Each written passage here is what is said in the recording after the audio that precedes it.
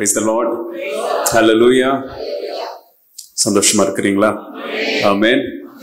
நாளில் தேவனுடைய வார்த்தையை தியானிப்பதற்காக ஆவலாக வந்திருக்கிற ஒரு தேவ பிள்ளைகளையும் ஆண்டவராக இயேசு கிறிஸ்துடைய நாமத்தில் உங்களை நான் வாழ்த்துக்கிறேன். ஆண்டவர் இன்னைக்கு தன்னுடைய பரிசுத்த ஆவியானவரை கொண்டு நம்மோட என்ன பேச சித்தமா இருக்கிறாரோ, நம்ம என்ன தியானிக்க போறோமோ அவைகளை நமக்கு நன்றாக கற்றுத்தரும்படியாக, முதலாவது. ரெண்டாவது, அவர் கற்றுத்தரும் போது அது நமக்கு புரியும்படியாக. மூன்றாவது, அது புரியும் போது அதை தாழ்மையுள்ள இருதயத்தோடு ஏற்றுக்கொள்ளும்படியாக. நான்காவது, ஏற்றுக்கொண்ட மனது அதை இம்ப்ளிமெண்ட் செய்யும்படியாக. வாழ்க்கையில இங்கிருந்து வெளியில போகும்போது கற்றுக்கொண்டவைகளை நம்முடைய வாழ்க்கையில நம்ம அபியாசப்படுத்தும்படியாக தேவன் நமக்கு கிருபையை பாராட்டணும் அப்படின்னு சொல்லி ஜெப சிந்தையோடு நம்ம இங்க அமர்ந்திருப்போம். கர்த்தர் நம்மோடு பேசுவார். ஆமென். ஒரு போதகர், அவர் ஒரு திருச்சபையில ஒரு கன்வென்ஷன் கூட்டங்களுக்காக அவர் அழைச்சிருந்தாங்க. அவர் ஒரு டைம் கீப்பிங் போதகர், டைம் கீப் பண்ற பாஸ்டர். அதனால அவங்க சொல்லியிருந்த நேரத்துக்கு ஒரு 15-20 நிமிஷத்துக்கு முன்னாடி என்ன பண்ணிட்டாரு, அந்த கூட்டத்துக்கு போய் சேர்ந்துட்டார். அங்க போய் பார்த்தா கூட்டத்தை ஏற்பாடு செய்யறவங்களே வரலாங்க. கூட்டத்தை ஆர்கனைஸ் பண்றவங்களே வரல. ஆட்கள் எங்க வந்திருப்பாங்க? ஆனா ஒரு சில ஆட்கள் வந்திருந்தாங்க. அவர் என்ன செஞ்சார், சார் யாருமே வரலையே, எங்க போறது அப்படி இப்படின்னு பார்த்துட்டு பின்னாடி போய் என்ன செஞ்சாரு, ஆட்களா என்ன செஞ்சுட்டாரு, உட்காந்துட்டார்.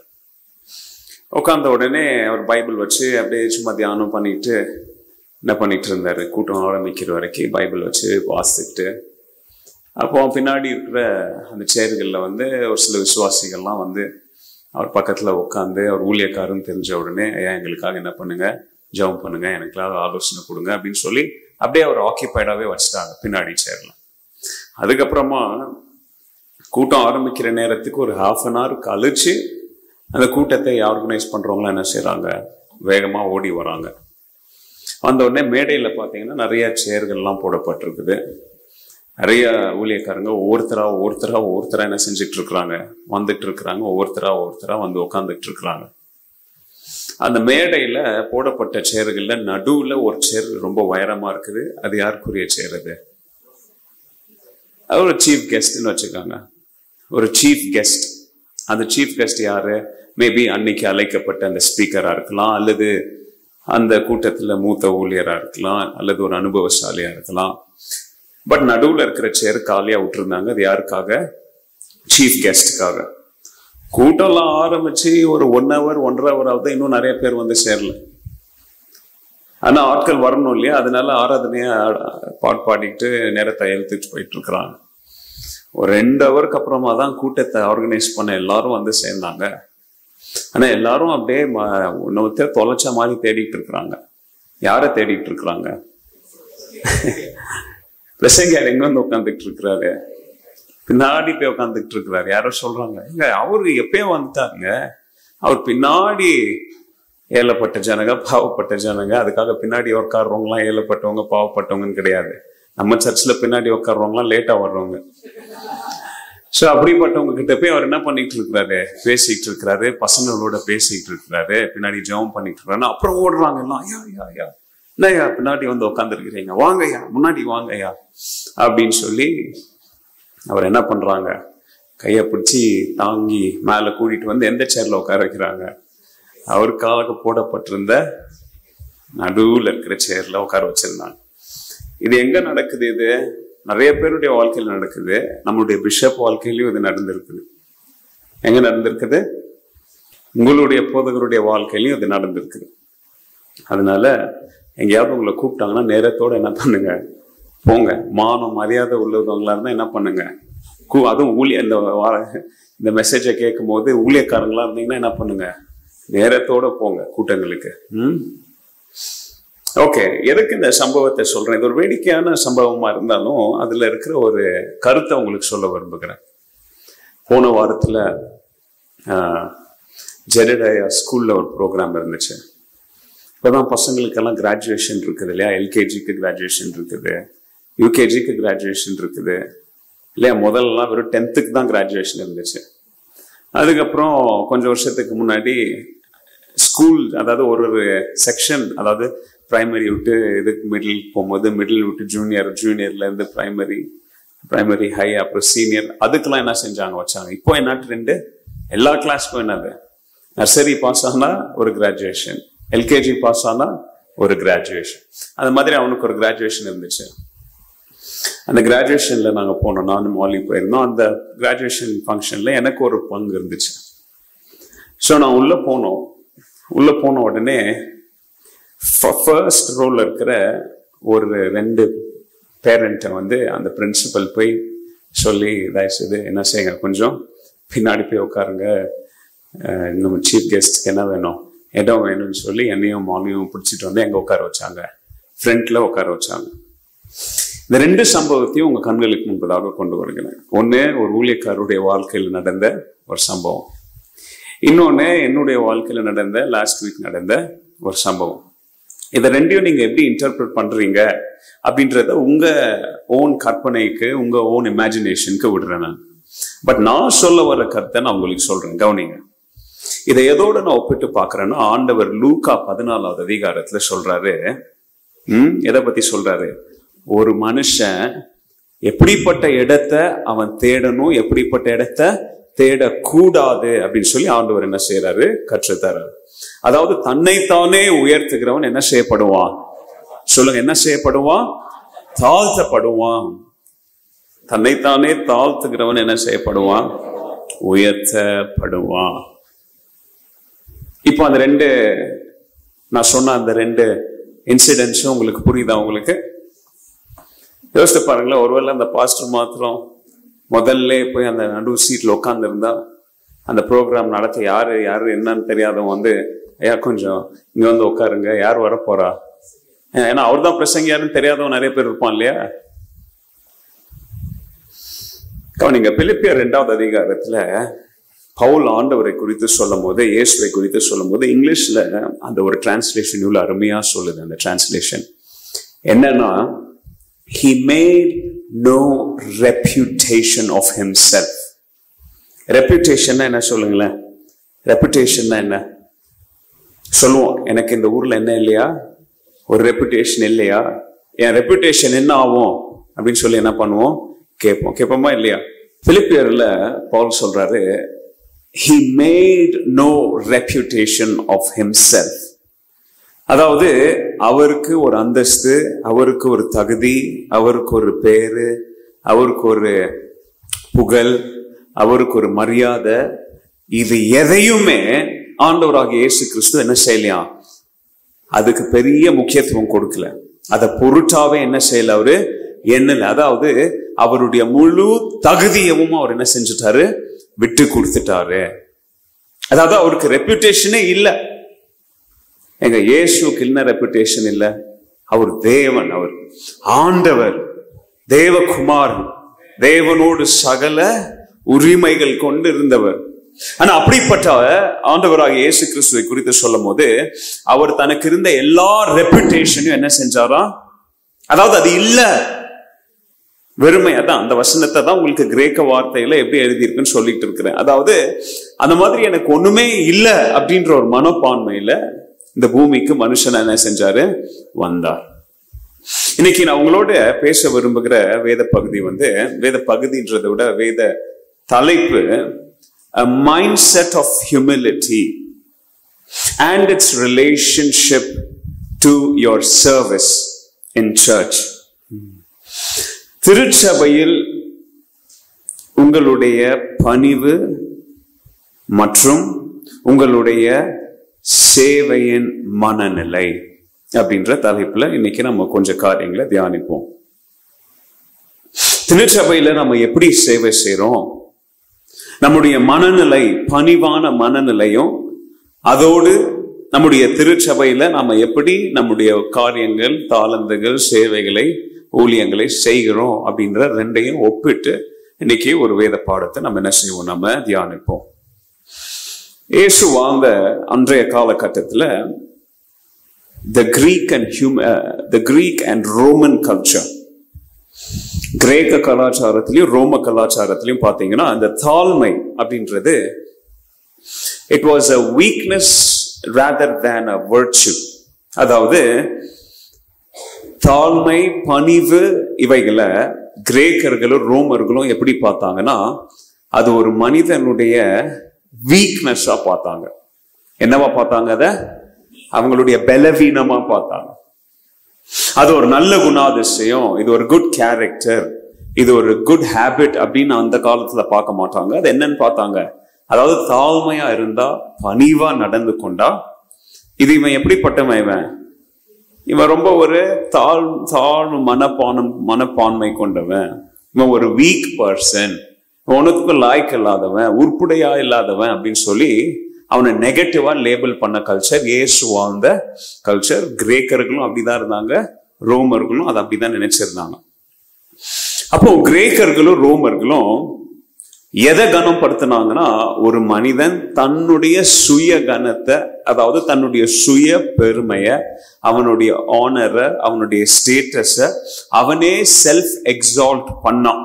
அதாவது அவனுடைய பெருமைய, அவனுடைய அச்சீவ்மெண்ட்ஸ, அவனுடைய அக்காம்ப்ளிஷ்மெண்ட்ஸ அவனே, அது என்ன சொல்றது, அத தமிழ்ல நம்ம என்ன சொல்லுவோம், அவன் பெருமை அவனே பாடுறான் அப்படின்னு சொல்லுவாங்க இல்லையா? தற்பெருமை.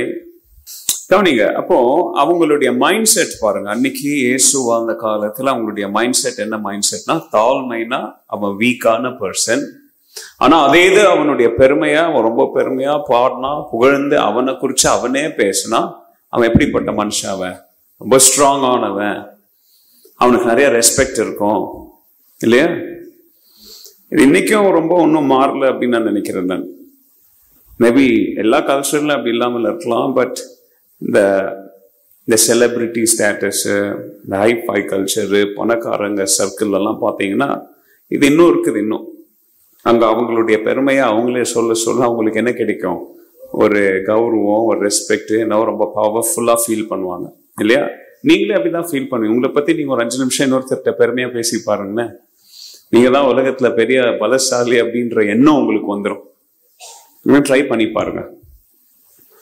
ஓகே, ஸோ இது எதுக்கு உங்களுக்கு சொல்றேன்னா, கவனிங்க, இயேசு வாழ்ந்த காலகட்டத்தில் அந்த கலாச்சாரத்தில் இப்படிப்பட்ட ஒரு மனநிலை இருக்கும் போது, இப்போ இயேசு அப்படின்ற ஒருத்தர் தாழ்மை உள்ளவன் ஆசீர்வதிக்கப்பட்டவன், தாழ்மை உள்ளவன் பாக்கியவான்னு சொல்லும் போது, அது ஒரு கலாச்சாரத்திற்கே எதிரான ஒரு தாட், ஒரு போராட்டம், ஒரு யுத்தம், ஒரு நியூ தாட் ஆண்டவராக இயேசு கிறிஸ்து என்ன பண்ணாரு, அன்னைக்கு ஆரம்பிச்சார்.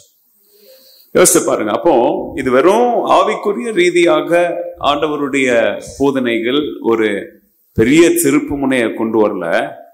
இது ஒரு கலாச்சார ரீதியாகவும் பார்த்தீங்கன்னா ஒரு பெரிய ஒரு மாற்றத்தை, அதாவது எல்லாரும் இயேசுடைய டீச்சிங்கை திரும்பி பார்க்கும்படியாக என்ன செஞ்சுச்சு, வச்சுச்சு. அதாவது ஒரு கலாச்சாரத்துக்கு எதிராக ஆண்டவருடைய போதனைகள் என்ன செஞ்சது, இருந்தது. இப்போ புரியுது அவங்களுக்கு? ஏன்னா அவங்களுடைய அப்ரோச், அவங்களுடைய ஹியூமிலிட்டி அப்படின்ற ஒரு மைண்ட் செட், ஒரு அண்டர்ஸ்டாண்டிங்கும் இயேசு சொன்ன ஹியூமிலிட்டி, அதாவது தாழ்மை அப்படின்ற கான்செப்ட், ரெண்டுக்குமே என்ன இருக்குல்ல, சம்பந்தமே இருக்குல்ல, ரெண்டுமே ஒத்து போல, ரெண்டுமே வெவ்வேறு கான்செப்ட்ஸா இருந்துச்சு. ஆண்டவராக இயேசு கிறிஸ்துவுடைய தாழ்மை அப்படின்ற அந்த கான்செப்ட் ஒன்றும் ரொம்ப புதுசாலாம் ஆண்டவர் சொல்லி தரல. அது ஏற்கனவே ஆண்டவர் எபிரேயர்களுக்கு கற்றுக் கொடுத்தது தான். மோசேயின் காலகட்டத்தில் ஆண்டவர் தன்னுடைய பிள்ளைகளுக்கு சொன்னவைகள் தான் அதெல்லாம். ஃபார் எக்ஸாம்பிள் உங்களுக்கு 2 எக்ஸாம்பிள் சொல்றேன். முதலாவது பாருங்களேன், என்னாகமம் 12வது அதிகாரத்துல மோசே குறித்த பைபிள் என்ன சொல்லுதுன்னா, மோசே எப்படிப்பட்டவனா இருந்தானா தெரியுமா? ரொம்ப ரொம்ப தாழ்மை உள்ளவனா இருந்தானா. அதாவது இந்த உலகத்திலேயே அவனை காட்டிலும் இன்னொருத்தன் தாழ்மையானவன் அப்படின்னு சொல்லி என்ன செய்ய முடியாது, உதாரணம் காமிக்கவே முடியாது. He was more humble than anyone on this earth அப்படின்னு பைபிள் சொல்லுது. இது மாத்திரம் இல்ல, நீங்க சங்கீதங்கள், நிறைய சங்கீதங்களை பார்த்தீங்கன்னா இந்த தாழ்மை உள்ளவர்களை கர்த்தர் எப்படி நடத்துகிறார் அப்படின்றதற்கு நிறைய சங்கீதங்கள் எப்படியா இருக்கு, உதாரணமா இருக்குது. ஃபார் எக்ஸாம்பிள் 25வது சங்கீதத்துல பாத்தீங்கன்னா 9வது வசனம் எப்படியா சொல்லுது, He leads the humble in doing right. அதாவது தாழ்மை உள்ளவனை ஆண்டவர் சரியானவைகளை செய்யும்படியா என்ன செய்வாரா, நடத்துவார், வழி நடத்துவார். அவருடைய எல்லா வழிகளையும் அவனுக்கு என்ன செய்வார்? அவரு கற்றுத்தருவார், போதிப்பார். என்ன செய்வாரு? கற்றுத்தருவார், போதிப்பார். அப்போ இயேசுவின் teaching, Jesus' teaching on humility was very radical. அதாவது ஒரு புதுசா இருந்துச்சு எல்லாமே. யாருக்குமே ஒன்னும் புரியல, என்ன பேசுறாரு இந்த ஆண்டவராக இயேசு கிறிஸ்து. கொஞ்சம் ஷார்ப், என்ன பேசுறாரு இவரு? ஏன்னா உலகத்துல அவங்க போகும்போது தாழ்மை அப்படின்றத வேற மாதிரி பாக்குறாங்க, தாழ்மை அப்படின்றத வேற மாதிரி கேக்குறாங்க, தாழ்மைய வேற விதத்துல பாக்குறாங்க. ஆனா இயேசு அப்படின்ற ஒருத்தர் தாழ்மைய வேற விதத்துல என்ன செய்யறாரு? கற்றுத்தராரு அப்படின்றது அவங்களுக்கு ஒண்ணுமே புரியல. அவங்களுக்கு இன்னும் புரியுற வார்த்தையில சொல்லணும்னா, ஜீசஸ் வாஸ் ரீடிஃபைனிங் கிரேட்னஸ். அதாவது உயர்வான வாழ்வின் தரத்தை எப்படி நடத்தணும் அப்படின்றத ஆண்டவர் தாழ்மை அப்படின்ற ஒரு சப்ஜெக்ட் எடுத்து என்ன செஞ்சாரு? கற்றுக் கொடுத்தார். அல்லேலூயா. உங்களுக்கு புரியலன்னு நினைக்கிறேன். மத்தேயு 23வது அதிகாரத்துல பாருங்களேன், அதுல சொல்றாரு, the greatest among you shall be your servant. Whoever exalts himself will be humbled. யாரெல்லாம் அவனை என்ன செஞ்சுக்கிறானோ, உயர்த்திக்கிறானோ, அவன் என்ன செய்யப்படுவான்? அவன் தாழ்த்தப்படுவான். அப்புறம் யாரெல்லாம் அவனை தாழ்த்துக்கிறானோ அவன் என்ன செய்யப்படுவான்? உயர்த்தப்படுவான். இதை நீங்க அப்போஸ்தலர் புஸ்தகம், அப்போஸ்தலர் 2வது அதிகாரத்தை பாத்தீங்கன்னா, அங்க அந்த ஆதி திருச்சபை, இந்த ஞாயிற்றுக்கிழமை கூட உங்களுக்கு நான் சொன்னேன், ஆதி திருச்சபையினர் எப்படி இத பின்பற்றினாங்க அப்படின்றத உங்களுக்கு சொல்லி கொடுத்தேன். ஒருவருக்கு ஒருவர் அவங்க என்ன செஞ்சாங்க? அவங்க தாழ்மையா இருந்தாங்க, ஒரே இடத்துல ஒன்று கூடுனாங்க, அவங்க கிட்ட இருக்கிற எல்லாத்தையும் என்ன செஞ்சாங்க? பகிர்ந்தாங்க அப்படின்னு சொல்லி அவங்க என்ன செய்யறாங்க? இந்த இயேசுவின் போதனைகளை, இந்த தாழ்மையை என்ன செய்யறாங்க? அங்க ஆதி திருச்சபையினர் அப்போஸ்தலர் 2வது அதிகாரத்துல என்ன செய்யறாங்க? அங்க காமிக்கிறத நம்ம என்ன செய்யறோம்? நாம பாக்குறோம். அப்போ மைண்ட் செட் ஆஃப் ஹியூமிலிட்டி. அப்போ உலகம் சொல்லி கொடுக்கிற காரியங்களும் தாழ்மை, இயேசு சொல்லி கொடுக்கிற தாழ்மை, ரெண்டுக்கும் என்ன இருக்குது? வித்தியாசம் இருக்குது. அதை நீங்க நல்லா புரிஞ்சுக்கணும். இயேசு சொல்ற தாழ்மையும் உலகம் சொல்ற காமிக்கிற தாழ்மை ரெண்டுக்கும் என்ன கிடையாது? சம்பந்தமே கிடையாது. இதுவே வேற, அதுவே வேற அப்படின்ற நிலைமையில இருக்குது. நீங்க யோவான் 13 வீட்டுல போய் வாசித்து பாத்தீங்கன்னா, எப்படி அவர் இந்த பூமியில தாழ்மை வெளிக்காட்டினார் அப்படின்றதற்கு த பெஸ்ட் எக்ஸாம்பிள் அந்த பகுதி இல்லையா? எல்லாருடைய காலையும் இப்ப என்ன செஞ்சாரு? அவரு கழுவுனதை நம்ம பாக்குறோம். யோசித்து பாருங்களேன், ஒரு ராஜா தன்னுடைய கிரீடம், தன்னுடைய ராஜ வஸ்திரங்கள், இது எல்லாத்தையும் போட்டுட்டு இருக்கிறத கலட்டி கீழே வச்சுட்டு, ஒரு ராஜா அந்த ஊர்ல இருக்கிற தகுதியே இல்லாதவனை பிடிச்சி அரண்மனையில் உட்கார வச்சு அவன் கால் எல்லாத்தையும் கழுவுனார்னா எப்படி இருக்கும்? யோசித்து பாருங்க எப்படி இருக்கும். ஏன்னா அவனை விட்டா அந்த ஊர்ல, அந்த தேசத்துல பெரியவன் கிடையாது. அவன் தான் யாரு? ராஜா. ராஜாவுக்கு மேல யாரும் கிடையாது. அவனே எல்லாத்தையும் இறக்கி கீழே எடுத்து வச்சு போய் ஒருத்தனுடைய காலை கழுவுறான்னா எப்படி இருக்கும்? ஒண்ணுமே புரியாது உங்களுக்கு. மண்டையில என்ன செய்யாது? ஒன்னும் ஓடாது. என்னடா ராஜா இல்லையா? அப்போ உலகத்தின் ராஜா, ராஜாதி ராஜா பாடுறோம், கர்த்தாதி கர்த்தா அப்படின்லாம் பாடுறோம் இயேசுவை பத்தி. பாவமே அறியாதவர் அவர், பரலோகத்தை விட்டு, அதுக்குதான் வீட்டுல போய் அதை வாசிங்க சொன்னேன் நான், யோவான் 13. அப்போ இன்னைக்கு கவனிங்க, அப்போ இயேசு இடத்துல இருந்து ஒரு மைண்ட் செட் ஆஃப் ஹியூமிலிட்டி, தாழ்மையின் மனநிலை எப்படி இருக்கணும் அப்படின்றத என்ன செய்வோம்? நாம இன்னைக்கு படிப்போம், கற்றுக்கொள்ளுவோம். அதோடு சேர்த்து நேரம் இருந்தா கடைசியில அந்த தாழ்மையின் மனப்பான்மை நம்மள திருச்சபையில, நம்முடைய சபையில, ஊழியங்கள்ல நம்மள எப்படி ஊழியம் செய்ய வைக்கணும், எப்படி சேவையில நம்ம ஈடுபடுத்தணும் அப்படின்றத நான் என்ன செய்யறேன்? உங்களுக்கு கற்றுத்தர நேரம் இருந்தா எங்க பிலிப்பியர் புஸ்தகத்தின், பிலிப்பியர் 2வது புஸ்தகத்தை என்ன செய்யுங்க? திறந்து வச்சுக்காங்க. Philippians chapter 2 verse 3, 4 and 5. பிலிப்பியர் 2வது அதிகாரம் வசனம் 3, 4, 5. இந்த வசனம்லாம் உங்களுக்கு நல்லா தெரியும் இல்லையா? ஓகே. சோ அத முதல்ல கொஞ்சம் உங்களுக்கு நான் எக்ஸ்பிளைன் பண்றேன். நானு 3வது வசனத்துல பாருங்க, என்ன எப்படி ஆரம்பிக்கிறார்? அத வீண் பெருமை. என்ன சொல்லுங்க? வீண் பெருமை. வீண் பெருமை. அதாவது வீண் பெருமை அந்த வார்த்தையை கிளியரா சொல்லுது. பெருமை ஆனா என்னதான் அது? வீண். வீண்னா என்னது? யூஸ்லெஸ்.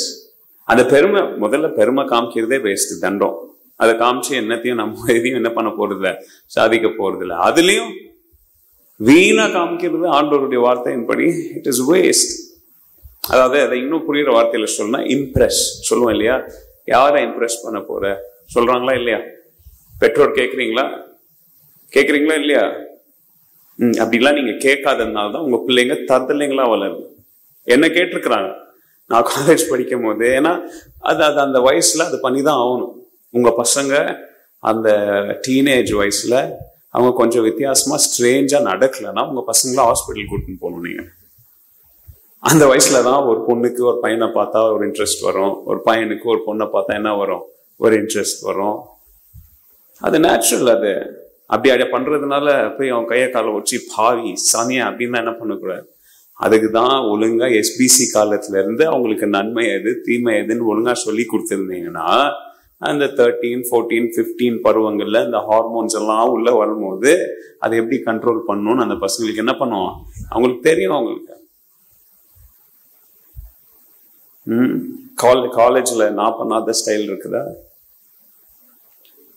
அப்பெல்லாம் அப்பா அம்மாவை பார்த்தா எப்படி இருக்கும்? அடே பேய்களை பார்த்த மாதிரி இருக்கும் இல்ல? மேல இருந்து நல்லா அப்படியெல்லாம் பண்ணிதான் எனக்கு முடி நிறைய கொட்டுதுன்னு நினைக்கிறேன்.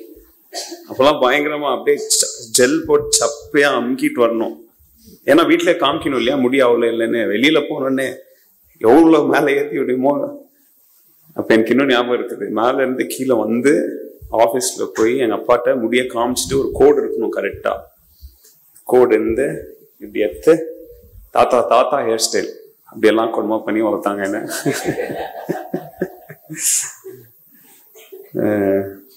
அப்ப கேட்பாங்க நீ யாரை இம்ப்ரெஸ் படிக்க போற இடத்துல இன்னொரு கிணறு இது அப்படின்னு கேட்பாங்க. யாரை இம்ப்ரெஸ் பண்ண போற இல்லையா? போறது படிக்கிறதுக்கு. படிச்சுட்டு நோக்கத்தோட போன நோக்கத்தோட இந்த வசனம் அப்படிதான் ஆரம்பிக்குது. கிரீக்ல அப்படிதான் எழுதியிருக்கிறாங்க. கிறிஸ்தவங்க வாழும் போது எவனையும் யாரையும் இம்ப்ரெஸ் பண்ணணும் அப்படின்னு சொல்லி என்ன செய்யக்கூடாது, வாழக்கூடாது. யாரை இம்ப்ரெஸ் பண்ண போறீங்க இந்த கிறிஸ்தவ வாழ்க்கையில இல்லையா? ஏன்னா கவனிங்க, இம்ப்ரெஷன் அப்படின்னால என்ன அர்த்தம் தெரியுங்களா? நீங்க யாரையோ இம்ப்ரெஸ் பண்ணணும்ன்ற மனப்பான்மை வந்துட்டாலே தாழ்மை அங்க என்ன செய்யாது, இருக்காது. ரொம்ப சிம்பிள். யாரையாவது நீங்க இம்ப்ரெஸ் பண்ணணும்ன்ற ஒரு மனப்பான்மை உங்க மைண்டுக்குள்ள வந்துட்டாலே தாழ்மைக்கு அங்க என்ன கிடையாது, அங்க இடம் கிடையாது.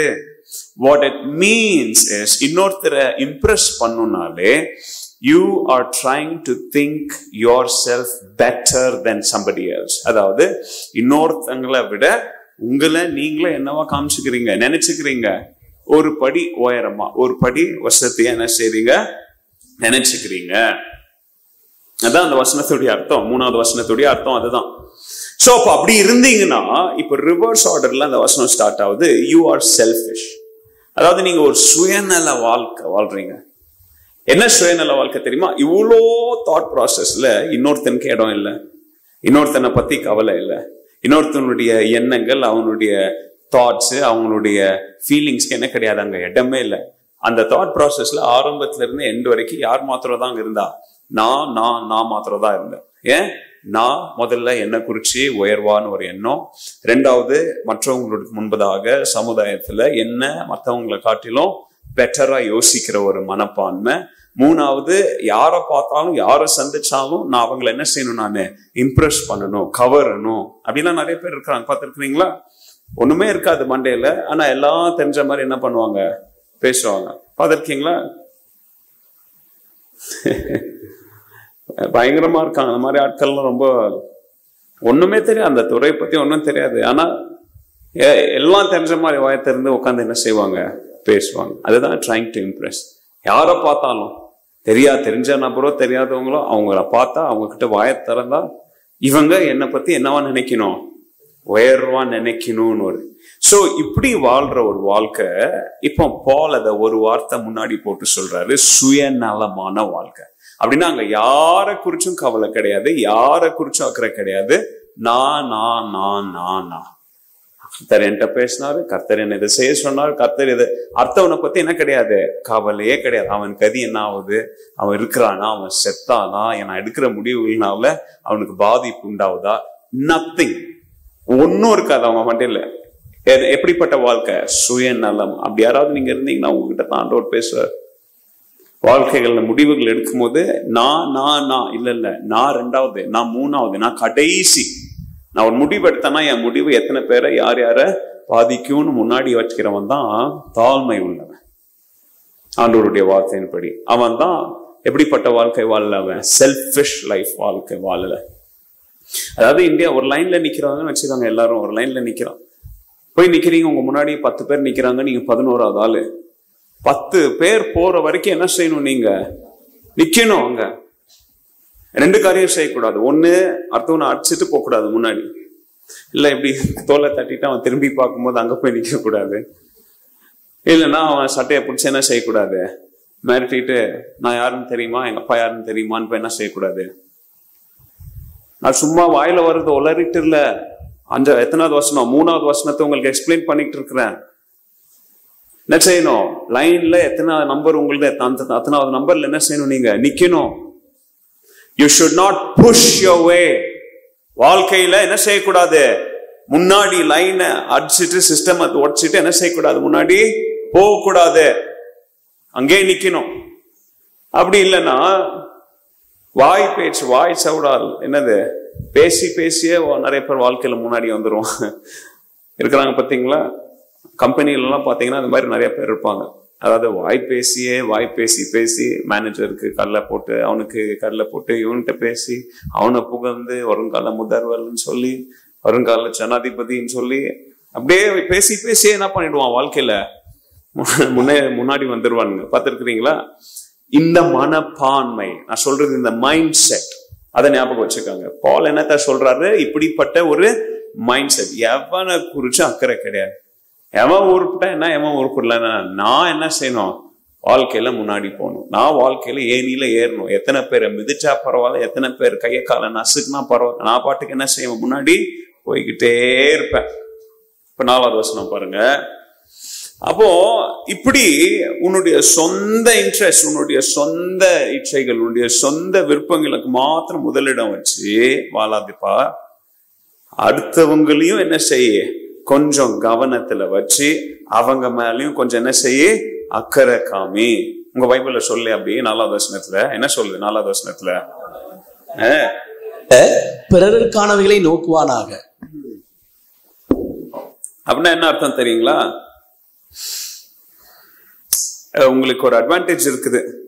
என்னது, உங்களுக்கு ஒரு அட்வான்டேஜ் இருக்கு, எனக்கு தான் அட்வான்டேஜ் இருக்கு அப்படின்னு சொல்லி அந்த அட்வான்டேஜை போய் எடுக்கக்கூடாது. என்னது, எனக்கு தான் ஒரு அட்வான்டேஜ் இருக்கு. ஃபார் எக்ஸாம்பிள் வச்சுக்காங்க, ஒரு பணக்கார வீட்டு பையன், ஒரு ஏழை வீட்டு பையன், 2 பேரும் உட்காந்துக்கிறாங்க. அந்த பணக்கார வீட்டு பையனுக்கு வேலைக்கு போய் சம்பாதிக்கணும் அப்படின்லாம் அவனுக்கு என்ன கிடையாது, அவனுக்கு அவசியம் கிடையாது. அவங்க வீட்டுல ஏற்கனவே கோடிக்கணக்கான சொத்து இருக்கு அவனுக்கு. அவங்க அப்பா கம்பெனி, அவங்க மாமா கம்பெனி, சித்தாப்பா கம்பெனி, எல்லாருக்கும் கோடிக்கணக்கான. ஆனா இவன் சும்மா ஒரு விளையாட்டுக்குன்னு என்ன பண்ணிருக்கிறான், ஒரு இன்டர்வியூக்குன்னு போயிருக்கிறான். ஒரே வேலை தான், 2 பேர். இவனுக்கு ஒரு அட்வான்டேஜ் இருக்குதாங்க. என்ன அட்வான்டேஜ், அங்க மாத்திரம் எங்க அப்பா யாருன்றது தெரிஞ்சிச்சு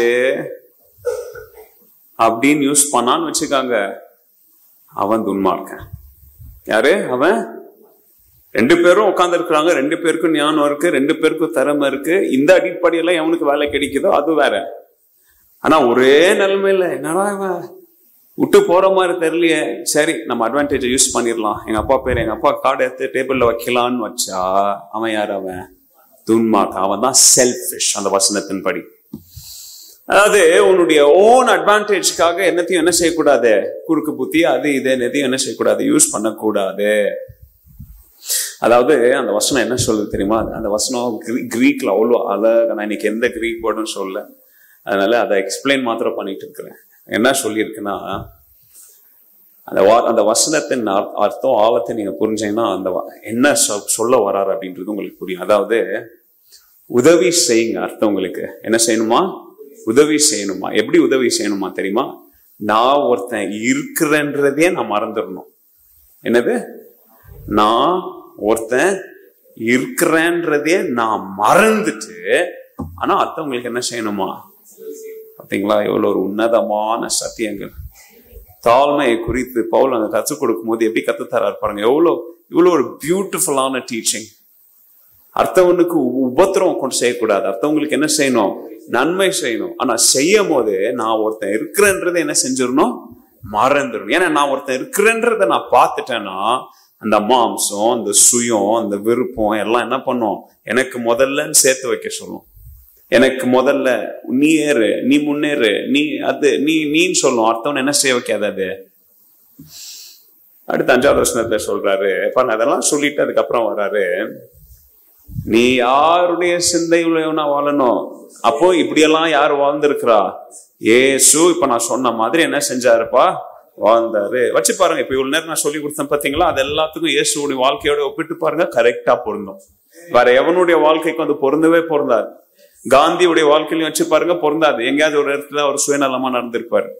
வேற யாரு பெரிய மகாத்மா, புத்தர், யாரும் சொல்றீங்க, யாருடைய வாழ்க்கையிலையும் இப்ப நான் எக்ஸ்பிளைன் பண்ண பாத்தீங்களா? நான் கொஞ்சம் தான் எக்ஸ்பிளைன் பண்ணேன், ரொம்ப டீப்பாலாம் எக்ஸ்பிளைன் பண்ணல. அந்த சத்தியங்களை அவங்க வாழ்க்கையில ஒப்பிட்டு பாருங்களேன். யாருடைய வாழ்க்கையில 100க்கு 100 அது பொருந்தாது. ஏன்னா ஏதாவது ஒரு இடத்துல அது அட்லீஸ்ட் சின்ன வயசு பருவத்திலயோ, டீனேஜ்லயோ, யூத்லயோ, ஏதாவது ஒரு பருவத்துல எங்கேயாவது ஒரு இடத்துல என்ன செஞ்சிருப்பாங்க. ஆனா இயேசுடைய வாழ்க்கையில மாத்திரம்தான் 100க்கு 100 100% இந்த சத்தியங்கள், தாழ்மை, தன்னலமற்ற வாழ்க்கை, சுயநலமற்ற வாழ்க்கை, அர்ப்பணிப்பின் வாழ்க்கை, தாழ்மையின் மனநிலை யாருடைய வாழ்க்கையில மாத்திரம் தான் பார்க்க முடியும்? இயேசுடைய வாழ்க்கையில மாத்திரம் தான் என்ன செய்ய முடியும்? பார்க்க முடியும். அதனாலதான் சொல்றாரு அந்த வசனத்துல, கிறிஸ்து இயேசுவின் சிந்தை யாருக்குள்ள இருக்கணும்? உங்களுக்குள்ள இருக்கணும். அதாவது அது இன்னும் எப்படி சொல்றாருன்னா, இயேசு தன்னை குறித்து எப்படி யோசிச்சாரோ அப்படி ஒவ்வொருத்தரும் அவனை குறிச்சு என்ன செய்யுங்க? யோசிச்சுங்க. அப்பாடி பயமா இருக்குல்ல? இயேசு தன்னை குறித்து என்ன யோசித்தாரு? அவர் சாகிறதுக்கு யோசித்தாரு. தன்னை குறித்து இயேசு என்ன நினைச்சாரு? என்ன யோசித்தாரு? எப்படின்னு வாழ்ந்தாரு? சிலுவைக்காக வாழ்ந்தாரு. மரிப்பதற்காக பிறந்தவர் ஒருத்தர் இல்லையா? ஒரு கண்ணத்துல அறிஞ்சா இன்னொரு கண்ணத்தை காமின்னு சொன்னவர் அவரு. இயேசு தன்னை பத்தி எப்படி நினைச்சு வாழ்ந்தாரோ அப்படி ஒவ்வொருத்தரும் என்ன செய்யணுமா? அவங்க வாழ்க்கையில அவங்களை குறிச்சு என்ன செய்யணுமா? ரொம்ப கஷ்டமான சத்தியங்கள். அதாவது சாகணும்னா கூட என்ன செய்யணும்? நீங்க அதற்கு ஆயத்தமா இருக்கணும் இல்லையா? பெரிய பெரிய எழுப்புதல் பிரீச்சர்ஸ் எல்லாம் நீங்க பாருங்களேன். பெரிய பெரிய எழுப்புதல் பிரீச்சர்ஸ் எல்லாம் நீங்க பாருங்க. அவங்களுடைய வாழ்க்கையில அவங்க சாதிச்ச எல்லாமே அகைன் டைம் அவ்வளோ இல்லை. நான் சும்மா ஒரு எக்ஸாம்பிள் மாத்திரம் சொல்றேன் உங்களுக்கு. எப்போல்லாம் தேவ ஜனங்க தாழ்மையை காமிச்சிருக்காங்களோ, எப்போல்லாம் தேவ பிள்ளைங்க தாழ்மையை காமிச்சாங்களோ, அங்கெல்லாம் ஆண்டவர் அவங்கள ரொம்ப உயரத்துல ஆண்டவர் என்ன செஞ்சார் தெரியுமா? அவங்களெல்லாம் உயர்த்தினார். அல்லேலூயா. நீங்க ஒரு 100 வருஷத்துக்கு முன்னாடி அமெரிக்கால ஒரு தெருவுல ஒரு கிறிஸ்தவர் வந்து என்ன செஞ்சாரு? ரோட்டு ஓரத்துல நின்று பிரசங்கம் பண்ணார். ஒருத்தனா அவர் நின்று பிரசங்கம் பண்றது கேட்கல. ஒருத்தன் கூட என்ன செய்யல.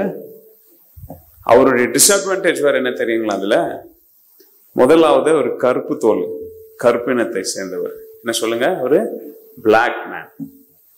ஒரு 100 வருஷத்துக்கு முன்னாடி இன்னைக்கே வெள்ளைக்காரனுக்கும் கருப்பனுக்கும் இந்த சண்டை இன்னைக்கும் ஆகிட்டு இருக்குது. ட்ரம்ப் எல்லாம் வந்து என்ன செஞ்சாலும் அதெல்லாம் ஒரு சில காரியங்கள்லாம் என்ன செய்ய முடியாது. நம்ம ஊர்ல எப்படி பிராமணத்தான் இன்னொருத்தன் என்ன அடிமையா வச்சு அவங்க என்ன அவெல்லாம் திருந்தவே மாட்டாங்க. அவங்கலாம் யாராவது பிராமணத்தான் இருந்தீங்கன்னா உங்களை தான் சொல்றேன். கிறிஸ்தவனா மாறினா கூட அந்த புத்தியில என்ன செய்யாது, அது போகாது. அது அந்த மாதிரி வெள்ளைக்காரனுக்கு புத்தியில அது போகாது. ஒரு எல்லாரையும் சொல்ல நானு. அப்போ 100 வருஷத்துக்கு முன்னாடி அது எப்படி இருந்திருக்குன்றதை யோசித்து பாருங்க. அப்போ எவனும் நின்று கேட்க கூட மாட்டான் பிரசங்கத்தை. முதலாவது டிஸ்அட்வான்டேஜ் என்னது? அவருடைய டிஸ்அட்வான்டேஜ் பிளாக் ஸ்கின். ரெண்டாவது அவருக்கு கண்ணு தெரியாது. சொல்லுங்க, he was blind. He was a blind man. அப்போ யோசித்து பாருங்க அவருடைய நிலைமை எப்படி இருந்திருக்கும். யாருடைய உதவி இல்லாம கூட என்ன செய்ய முடியாது, தெருவுக்கு வர முடியாது, வீடு இல்லை, ஒன்றும் கிடையாது. மூணாவது, படிப்பறி. எங்க படிப்பு, வெள்ளை கருப்பங்களுக்கெல்லாம் எங்க படிப்பு உரிமை இருந்துச்சு அன்னைக்கு அவங்களுக்கு?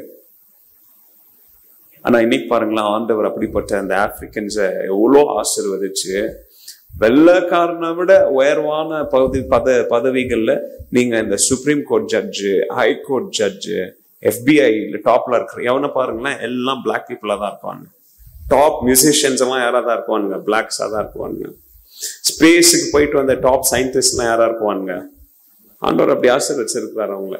எனிவேஸ், சோ படிப்பறிவு இல்லாத முட்டாள் அவர், ஒண்ணுமே தெரியாது. ஆனா ஒன்னே ஒண்ணு நல்லா தெரியும், இயேசுனை ரட்சிக்கிறாரு, இயேசுனை நேசிக்கிறாரு அப்படின்னு ஓட்டர் ரெக்கார்ட் மாதிரி சத்தியத்தை மாத்திரம் சொல்ல தெரியும் அவருக்கு. அப்ப அவருடைய வாழ்க்கையில் எவ்வளவு டிஸ்அட்வான்டேஜ் பாருங்க. இவ்வளோ டிஸ்அட்வான்டேஜ்ல தினமும் ஒரு தெருவுல போய் உட்காந்து என்ன செய்வாரு, மத்தியான நேரத்துல, காலை நேரத்துல, மத்தியான டைம்ல தான் நிறைய போங்க. ஏன்னா அப்பெல்லாம் லேபர், அப்பெல்லாம் வந்து இண்டஸ்ட்ரியல் ரெவல்யூஷன், இப்பதான் IT டெக்னாலஜி. அப்போ இண்டஸ்ட்ரீஸ் மதியானம் கரெக்டா லஞ்ச் பிரேக் கிடைக்கும் எல்லாருக்கும் 1 hour. அப்போ யூனியன்னா வெளியில, நம்ம ஊர்ல அப்படிதான் இருந்துச்சு. எல்லாம் இந்த IT, இந்த டிஜிட்டலைசேஷன் அப்படின்றது எல்லாம் போயிடுச்சு. எல்லாம் செத்துருச்சு இல்லையா? HL உயிரோடு இருக்குது இன்னும், ITI வேற என்ன, மைக்கோ, BL, BHL, HL, HMT எல்லாம் இல்லையா? அப்போ அவங்கெல்லாம் குரூப்பா தான் வருவாங்க வெளியில, ஒர்க்கர்ஸ். அப்போ அந்த டைம்ல இவர் வெளியில ரோட்ல நின்று கத்துவாரு. அப்போ நிறைய பேர் கேள்வி பண்ணுவாங்க, அவரை முட்டாள், படிப்பறிவு இல்லாத, நிறைய பேருக்கு கண்ணு தெரியாத கபோ என்னன்னா சொல்லியிருப்பாங்க இல்லையா? இங்கெல்லாம் உன்னை யாரும் அனுப்புனா. ஆனா அந்த ஆளு டெய்லி வீட்டுல சாயந்தர நேரத்துல போயிட்டு நிறைய பேர் சொல்லுவாங்க, உனக்கு ஏன்பா இந்த அவமானம், நீ எதுக்கு பதில் எங்கேயாவது ரோட்ல போய் எங்கேயாவது ஓரத்துல நீ பிச்சை எடுக்கலாம், ஏன் இயேசுவை பத்தி சொல்லி இப்படி திட்டுவாங்கட, ஏன் இயேசுவை பத்தி பிரசங்கம் பண்ணி பாடுவார், பயங்கரமா கத்தி பாடுவார். ஹிம்ஸ், பழைய காலத்து ஹிம்ஸ், அந்த பாமாலைன்னு சொல்றோம் பாத்தீங்களா, தமிழ்ல பாமாலை. அதான் பாடும்போது நீங்க எல்லாம் ஞாயிற்றுக்கிழமையில வாய பாக்குறீங்க பாருங்க, அந்த பாட்டு. அதுக்குதான் பாமாலை எல்லாம் எடுக்கிறது இல்லை. ஏன்னா ஒருத்தருக்கும் ஒன்றும் தெரியுது இல்லை, அப்படியே நிக்கிறது இப்படி. இன்னொரு சர்ச் பார்க்கல, எவனோ ஒருத்தர் லேகியம் வைக்கும் போது நீங்க நின்று பாக்குவீங்க இல்லையா? அந்த மாதிரி பாமாலை, இதுதான் ஒரிஜினல் ஹிம்ஸ். பாமாலைகளை கத்தி கத்தி பாடுவார்.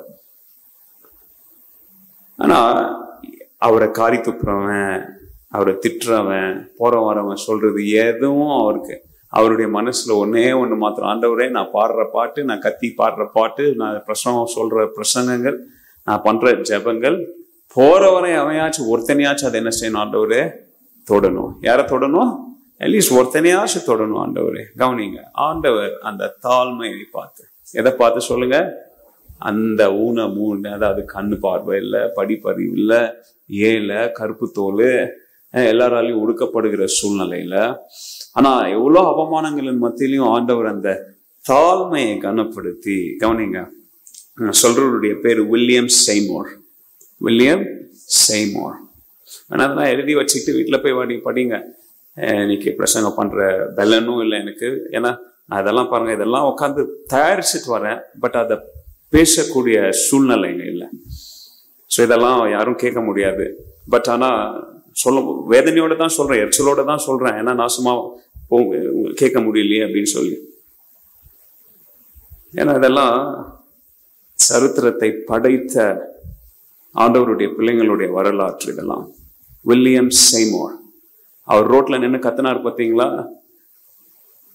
அங்கிருந்து தான் துவங்கிச்சு அமெரிக்கன் அசூசா ஸ்ட்ரீட் ரிவைவல். இன்னைக்குரிய பெந்தகோஸ்தையின் எழுப்புதலுக்கு காரணமா இருந்தது யாரு? பில்லி கிராம், அவங்க டிஎல்.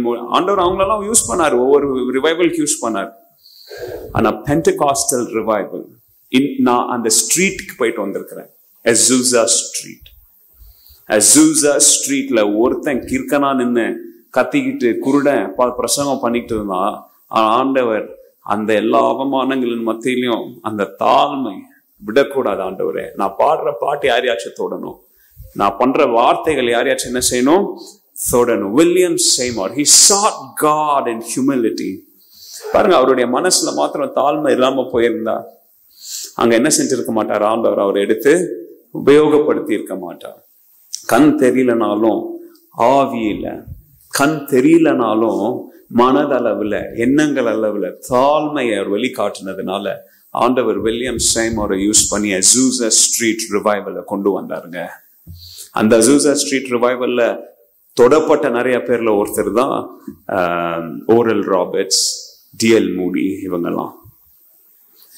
ஓகே, சோ என்னுடைய பாயிண்ட் என்னன்னா, நீங்க தாழ்மையா, இந்த ஞாயிற்றுக்கிழமை கூட இதை நான் சொன்ன நினைக்கிறேன், நீங்க தாழ்மையா இல்லைன்னா ஆண்டவர் உங்களை எடுத்து என்ன செய்ய முடியாது? உபயோகப்படுத்த முடியாது. தாழ்மை என்னும் பாத்திரமா நீங்க மாறலன்னா ஆண்டவரால உங்களை என்ன செய்ய முடியாது?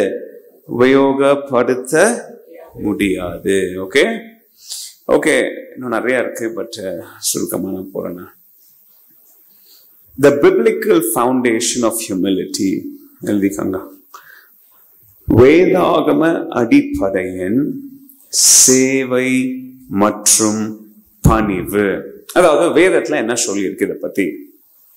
Point number 1, humility is the foundation of Christian character. Humility is the foundation of Christian character.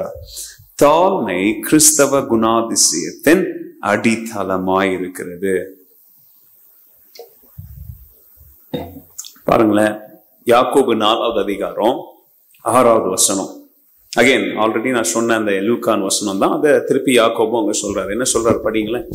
நீங்களெல்லாம் மனப்பாடமா சொல்ல வேண்டிய வசனங்கள். அவர் அதிகமான கிருபையை உங்களுக்கு அளித்திருக்கிறாரே, ஆதலால் தேவன் பெருமை உள்ளவர்களுக்கு எதிர்த்து நிற்கிறார், தாழ்மை உள்ளவர்களுக்கோ கிருபை அளிக்கிறார் என்று சொல்லி இருக்கிறது. பாருங்க, திருப்பி படிங்க, ஆரம்ப முதல் பாகத்தை வாசிங்க. அவர் அதிகமான கிருபையை அளிக்கிறாரே. கவனிங்க, அதிகமாக கிருபை என்ன செய்யறாரா? முதல்ல உங்களுக்கு அளிக்கிறார். அது காஸ். இப்போ காஸ் சொல்லிட்டு இப்ப த ரீசன் பண்றாரு. நீ நல்லா படிச்சா உனக்கு ஒரு சைக்கிள் வாங்கி தரேன். முதல்ல சைக்கிள் வாங்கி தரேன்னு சொல்லிட்டு இப்போ நீ சைக்கிள் வேணும்னு என்ன செய்ய? நல்லா படி. முதல்ல காஸ். அவர் அதிகமா என்ன செய்யறாரு? கிருபை அளிக்கிறார். அடுத்து சொல்றாரு, அப்ப அந்த கிருபையை பெற்றுக்கொள்ளாம இருக்கணும்னா நீ என்ன செய்யணும்? பெருமையா இருக்கணும். அதான் அதோடைய அர்த்தம். கிருபை வேணும்னா எப்படியா இருக்கணும்? தாழ்மையா இருக்கணும். திருப்பி இப்போ காசை திருப்பி உள்ள எடுத்துட்டு வராரு. சி, பாயிண்ட் சி, தாழ்மையா இருக்கிறவங்களுக்கு அவர் என்ன செய்யறாரு? அவரு கிருபை அளிக்கிறார். பாருங்க, அதை எப்படி பேக் பண்றாருன்னு பாருங்க. இந்த இதான் சின்டாக்ஸ் சொல்றது.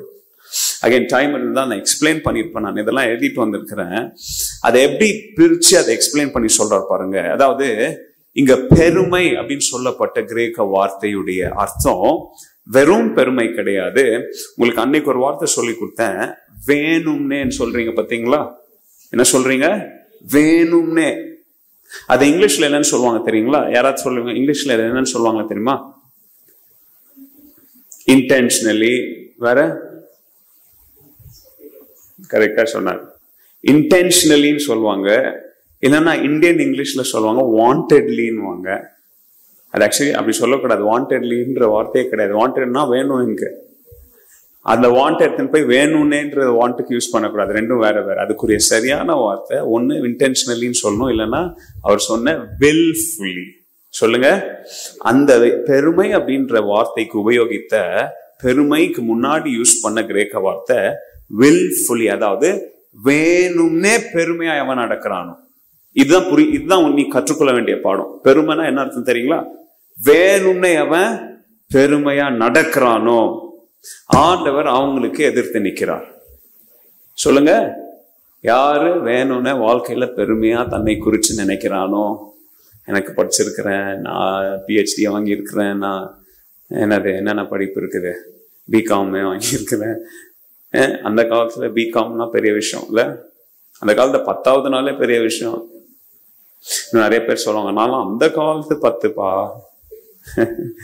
எங்க பெரியப்பா இருக்கவர்ல இறந்துட்டார்ல, அவர் சொல்லாரு, இல்லை நானும் அந்த காலத்து 10 இல்லை அப்படின்னு வர்றாரு.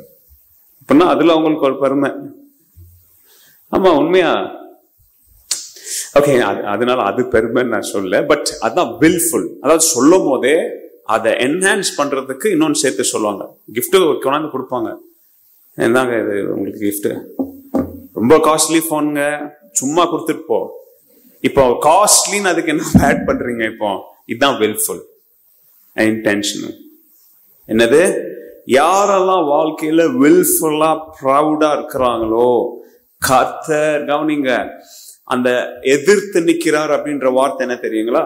அவன் எங்கெல்லாம் ஒரு அடி எடுத்து வைக்கிறானோ, கவனிங்க, இதுதான் அந்த வார்த்தையுடைய அர்த்தம். யாரெல்லாம் கிறிஸ்தவ வாழ்க்கையில வேணும்னே, அதாவது நான் தாழ்மையை உபயோகிக்க மாட்டேன், நான் பெருமையா தான் நினைக்குவேன், என் வாழ்க்கையில என்னை குறித்து நான் மற்றவங்களோட உயர்வாதான் நினைக்குவேன்னு சொல்லி கிறிஸ்தவ வாழ்க்கையில யாரெல்லாம் ஒரு அடி எடுத்து வைக்கிறாங்களோ, அந்த ஒவ்வொரு அடி எடுத்து வைக்கிறதுக்கு முன்னாடி ஆண்டவர் அந்தாங்க நிப்பாராங்க.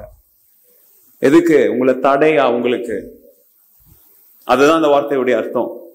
உங்களுக்கு எதிர்த்து நிப்பாருன்னா என்ன அர்த்தம் தெரியுங்களா? நீ ஒரு அடி எடுத்து வைப்பீங்க, ஆனா அங்க அதுக்கு முன்னாடி ஆண்டவர் போய் நின்றுவார் உங்களுக்கு தடையா.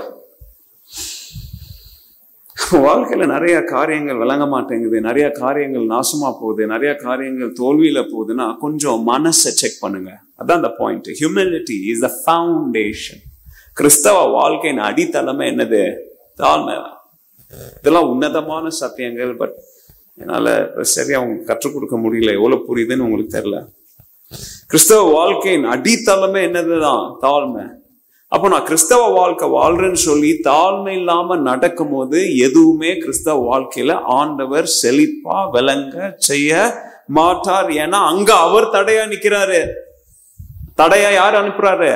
மனுஷன். அவன அங்க நிக்கிறது யார்? அங்க தடை. ஆண்டவர் அங்க தடையா நிக்கிறாரு. அப்ப அதே மாதிரி தாழ்மைக்கு ஒரு வார்த்தை இருக்கணும் இல்லையா? அதான் பாருங்க, Bible writing is the brilliant. அவங்களாம் எப்படி எழுதினாங்க யாருக்கும் தெரியல. எப்படி எழுதினாங்க? பரிசுத்த ஆவியானவர் எழுதி இருக்கிறார். அதுக்குதான் பைபிள் எல்லாம் நான் இந்த ஒரிஜினல் லாங்குவேஜ்ல படிக்கிறேன்.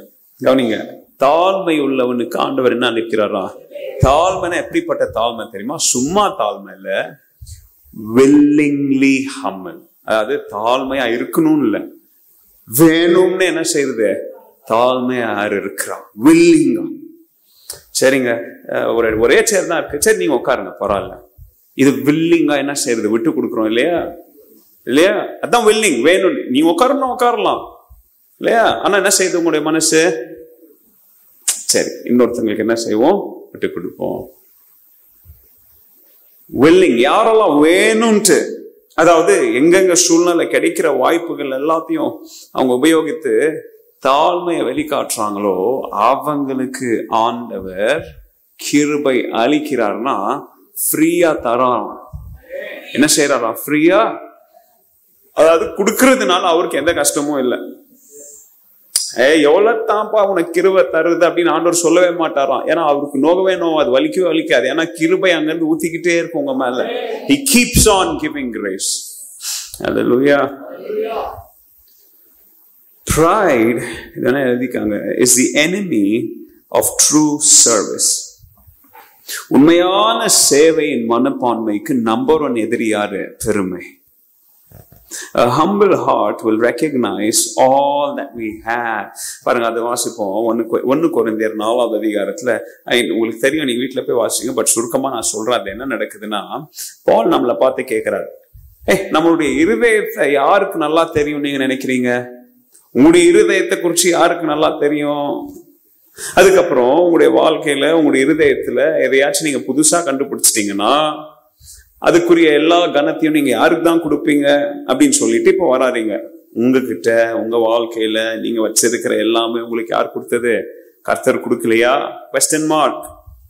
தமிழ்ல எப்படி டிரான்ஸ்லேட் பண்ணிருக்காங்கன்னு எனக்கு தெரியல. பட் அங்க question mark வருதாங்க. ஆக்சுவலி 3-4 கொஸ்டின் கேட்கிறாங்க அந்த வசனத்துல. 1 கொரிந்தியர் 4:7. முதலாவது கேட்கிறாரு, நீ யாருன்னு உனக்கு தெரியுமா? உன் இருதயத்துல என்ன இருக்கு? உன் யோசனைகள், நீ யாரு என்னன்னு உனக்கு நல்லா தெரியுமா? முதலாவது கேள்வி. அப்படியே நீ நினைச்சு எனக்கு எல்லாம் தெரியும், நான் யாருன்னு தெரியும், எண்ணங்கள் என்னன்னு எனக்கு தெரியும் நீ நினைச்சா கூட, அப்படி உன் வாழ்க்கையில உன் மனசுல உன் எண்ணத்துல ஓடுற எதையாவது நீ புதுசா கண்டுபிடிச்சு அதற்குரிய எல்லா கனத்தையும் எல்லா கிரெடிட்டையும் யாருக்கு கொடுப்ப? 2வது கேள்வி கேட்கிறாரு. 3வது கேட்கிறாரு, அப்படியே உன் வாழ்க்கையில நீ அப்படி கண்டுபிடிச்சிட்டா உன் வாழ்க்கையில ஆண்டவர் உன்கிட்ட கொடுக்காததுன்னு என்னத்தை வச்சிருக்கிற? எங்க இதெல்லாம் கொஞ்சம் நக்கதான் கேட்கிறாரு. வாழ்க்கையில சரி ஏதோ கண்டுபிடிச்சிட்டீங்க, ஆண்டவரே எனக்கு பாடுற தாளந்து இருக்கு, எனக்கு பிரசங்கம் தாளந்து இருக்கு, எனக்கு ஆட்களோட ஆட்களா பழகிற தாளந்து இருக்கு, ஓகே எனக்கு சம்பாதிக்கிற பலன் இருக்கு, எனக்கு இது இருக்கு, எனக்கு பிரசங்கம் பண்ண முடியும், எனக்கு பிள்ளைங்க மத்தியில ஊழியம் பண்ண முடியும், எனக்கு பாட தெரியும், எனக்கு அது பண்ண தெரியும். சரி எதையோ கண்டுபிடிச்சிட்டீங்க, ஓகே.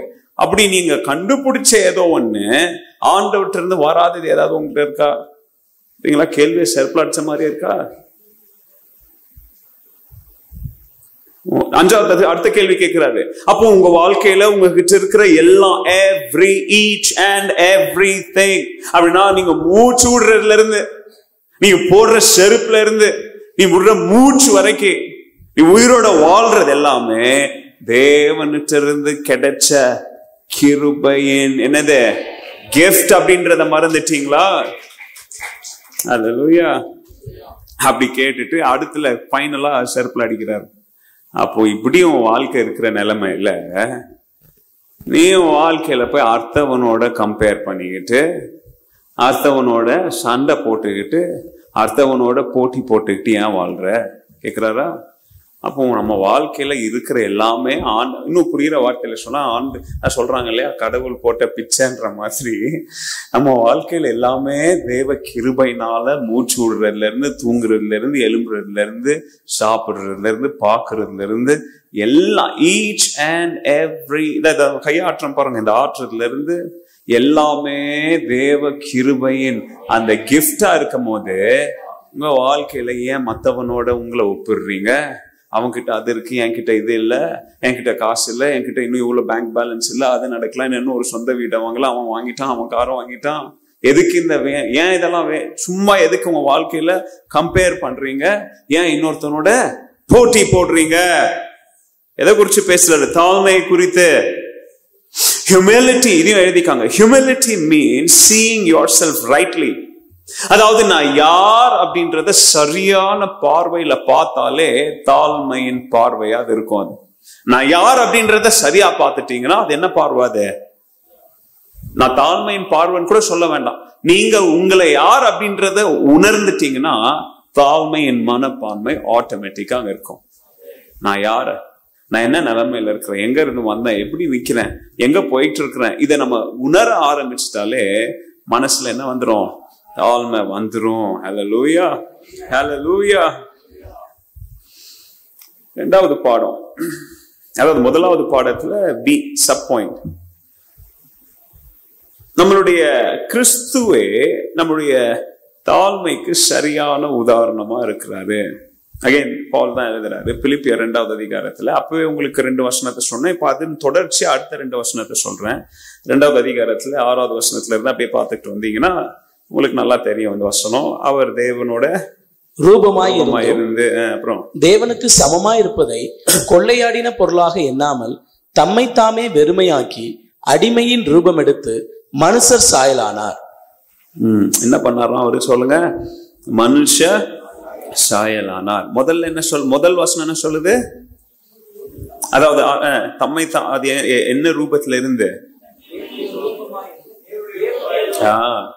தேவனுடைய ரூபமா இருந்துன்னு ஆரம்பிச்சு எந்த ரூபமா மாறினாரு? மனுஷ ரூபமா.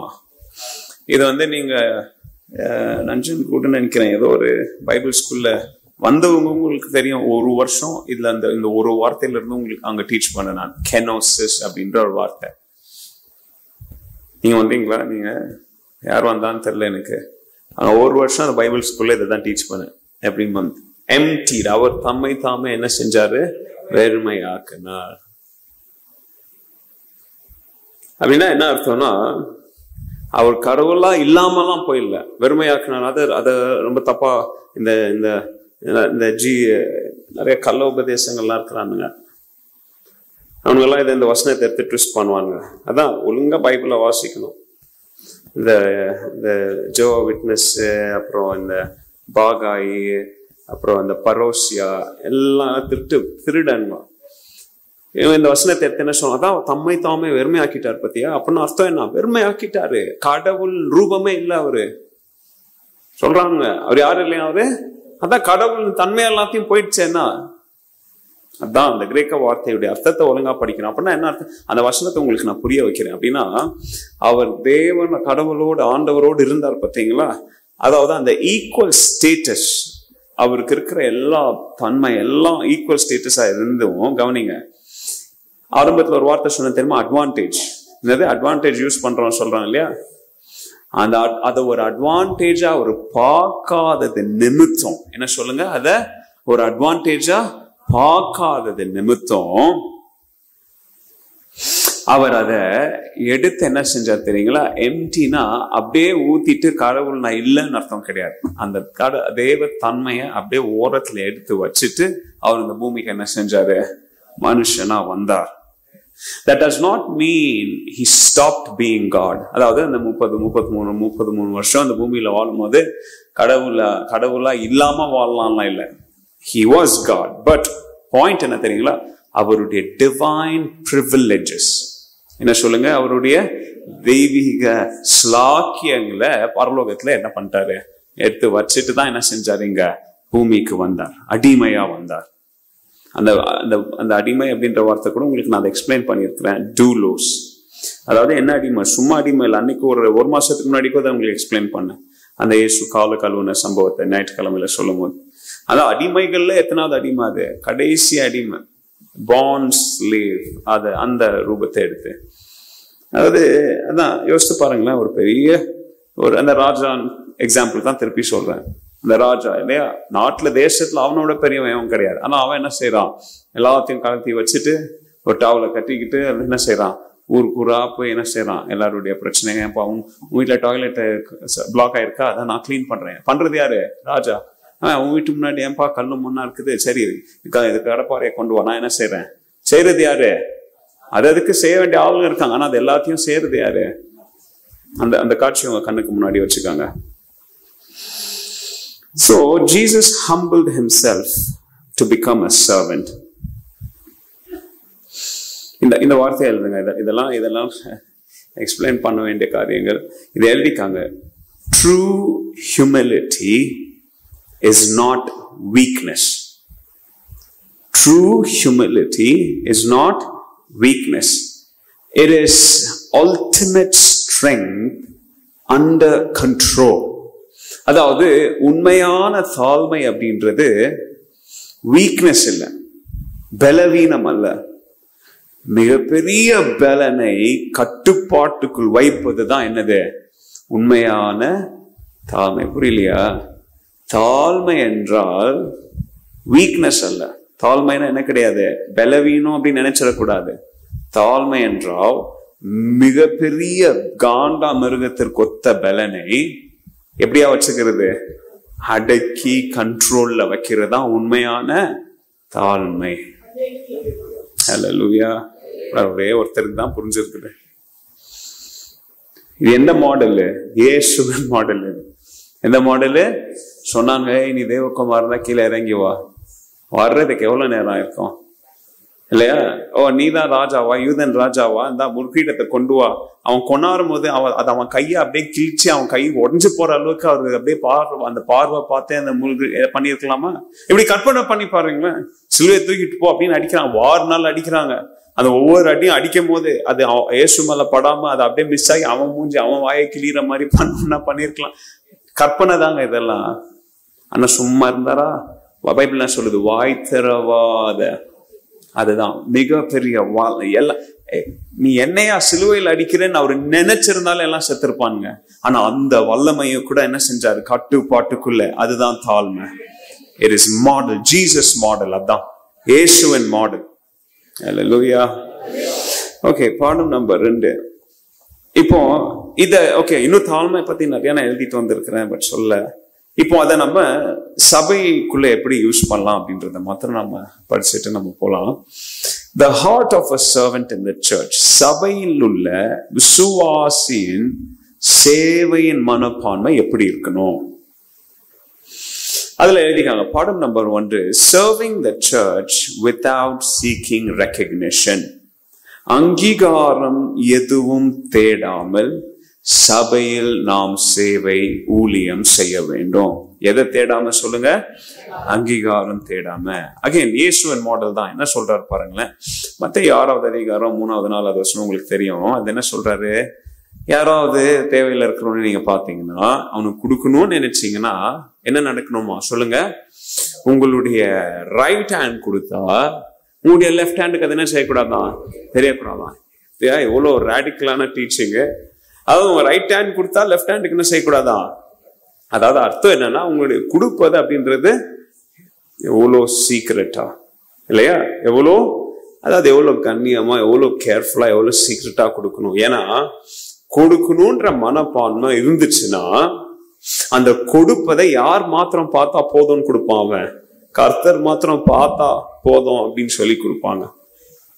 அல்லேலூயா.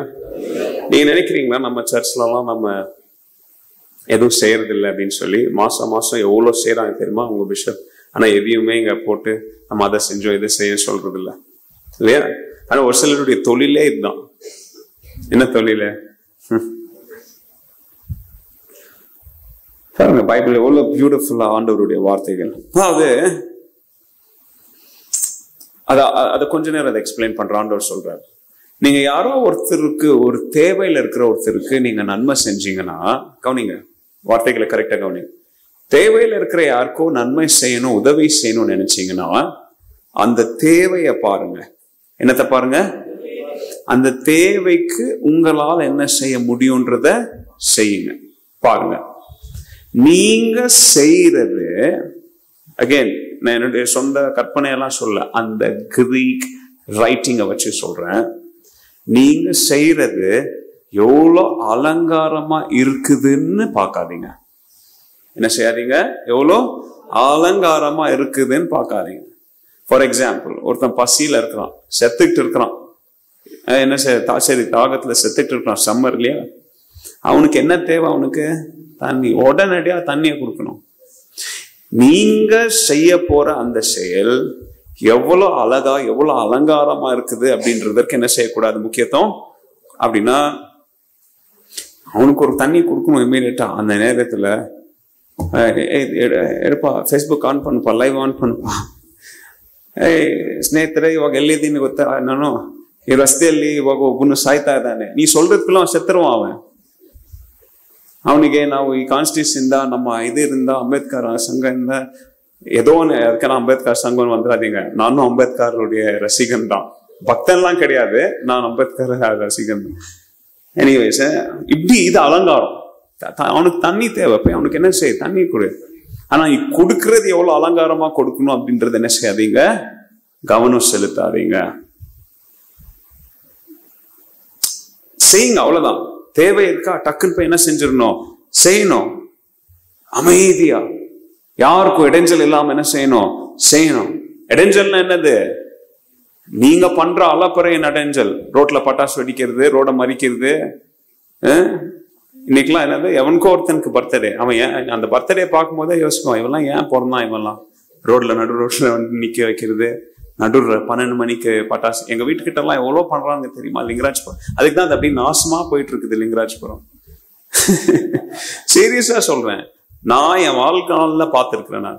நாங்க போன 25 இயர்ஸ்க்கு முன்னாடி இருந்த லிங்கராஜ்புரமும் இன்னைக்கு அது இருக்கிற லிங்கராஜ்புரமும் அது, ஏன்னா இந்த மாதிரி எல்லாம் பண்ண எங்க உருப்படும்? நான் இது 12 மணிக்கு பட்டாசு வெடிக்கிறது, கத்திய வச்சு கேட்க, அருவாள்னா வாழை வச்சு அருவாளை வெட்டுறது இல்லையா? இதுதான் அர்த்தவனுக்கு டிஸ்டர்ப். நான் சொல்ல, பைபிள் சொல்லுது அந்த வார்த்தை obtrusively. அதாவது இன்னொருத்தனுக்கு உதவி பண்ண போய் இன்னொருத்தனுக்கு அது என்னவா மாறுது? உபத்திரமா மாறுது. ஏன்? உங்களுடைய பெருமை நிமித்தம். ஏன்னா நீங்க கொடுக்கறது தெரியணும் எல்லாருக்கும், நீங்க செய்யறது அலங்காரமா இருக்கணும், சத்தம் எழும்பணும். என்னப்பா நடக்குது? ஓ பாப்பா எவ்வளவு நன்மை செய்யறான். ஆண்டவர் சொல்றாரு, இல்ல செய்தியா அமைதியா செஞ்சுட்டு போங்க.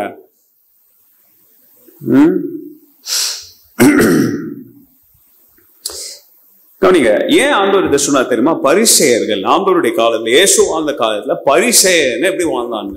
ஏதாச்சும் ஒண்ணு செஞ்சா எல்லாரும் பார்க்கணும். நடு ரோட்ல தான் செய்வானுங்க பரிசேயருங்க. எதை செஞ்சாலும் என்ன செய்வானுங்க? சரி, சபைக்கு வர அவனுக்காச்சும் உதவி செய்யணுமா, வாமா சபைக்கு, அவனுக்கு 2 மூட்டை அரிசி. இல்ல அந்த 2 மூட்டை அரிசி கொண்டாந்து நடு ரோட்ல நிக்க வச்சுதான் என்ன செய்வான்? எங்க எல்லாரும் பாக்குற மாதிரி, வாங்க வா, போல எங்க போய், இங்க வாங்க வாங்க. கூப்பிட்டு, நான் இந்த சினகாக் நம்பர் 4ல இருந்து வந்திருக்கிறேன், என்னுடைய டீச்சர் யார் நத்தானியல் என்ன அனுப்பிச்சு விட்டான், இந்த தெருவில் இருக்கிற இந்த அம்மாவுக்கு 2 மூட்டை அரிசி தரோன்னு சொல்லி தான் கொடுப்பான். ஏன்? அவளை அவமானப்படுத்துறதுக்காக. அப்படி ஏங்க அவனுங்க என்ன ஆண்டவர்கிட்டே வந்து ஊதலையா? அவனுங்க ஜபத்துல ஊதலையா? அவனுங்க வந்து பரிசேயரு, அதனால அவனை மாதிரி ஜபம் பண்ணாதன்னு சொன்னாரும் ஆண்டவரு.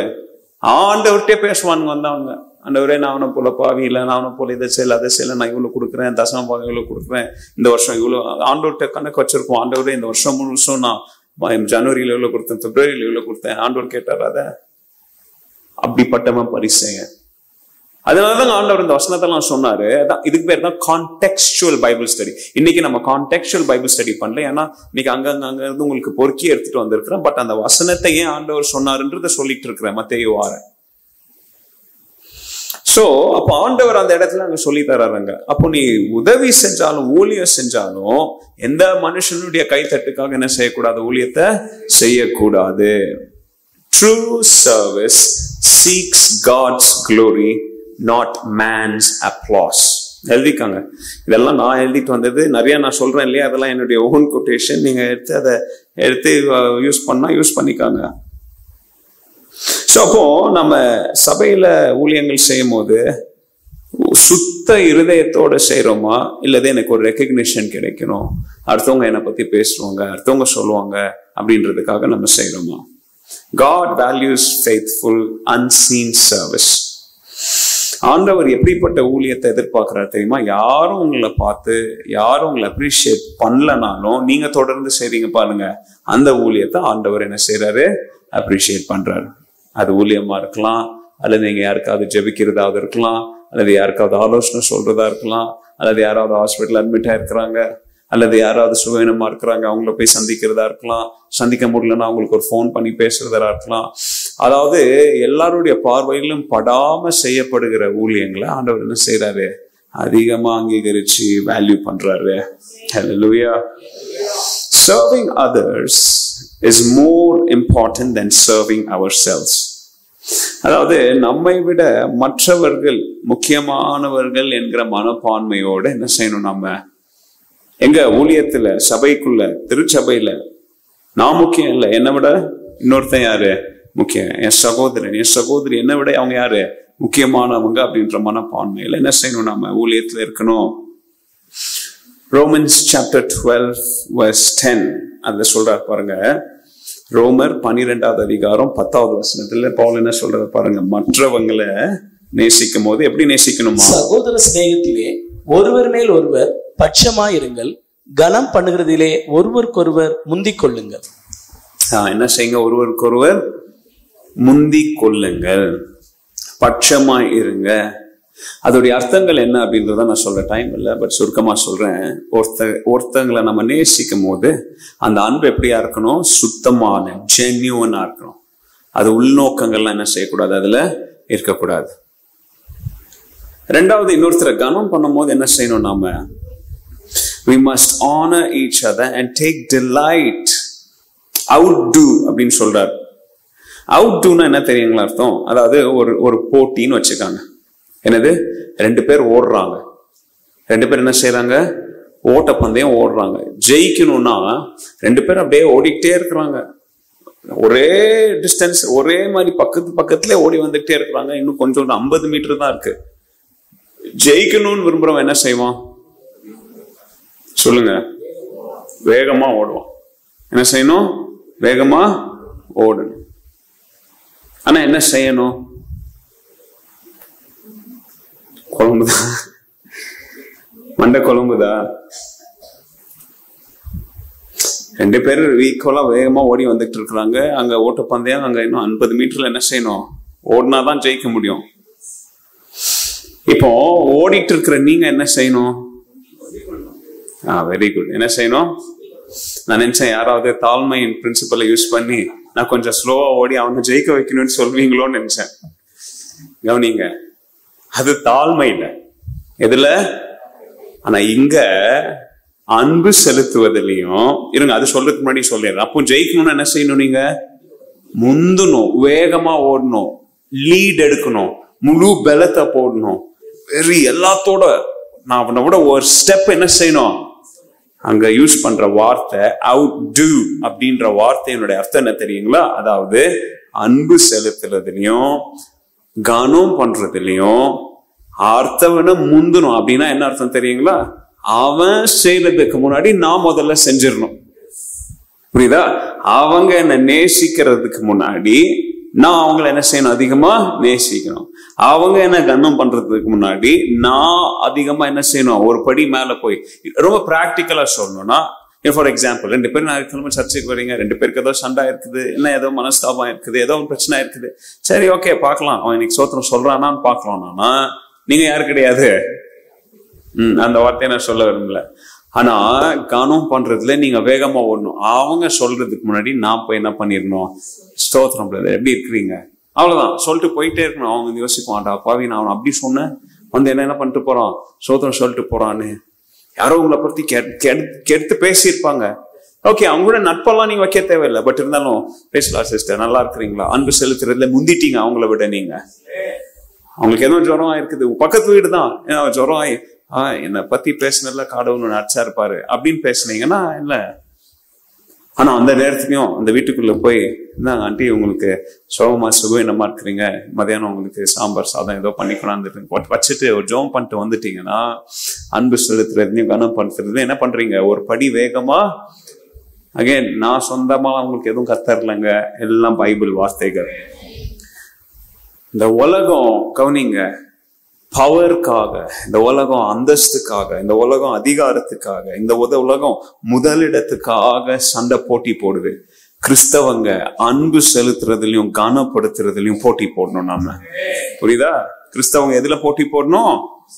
அன்பு செலுத்துவதிலையும் கனப்படுத்துவதிலையும் என்ன செய்யணும்? நீங்க போட்டி போடணும். ஹல்லேலூயா, ஹல்லேலூயா. டேவிட் லிவிங்ஸ்டனை பத்தி நிறைய சொல்லிட்டு வரோம் உங்களுக்கு. டேவிட் லிவிங்ஸ்டனை பத்தி அன்னைக்கு நான் கூட சொன்னேன் உங்களுக்கு.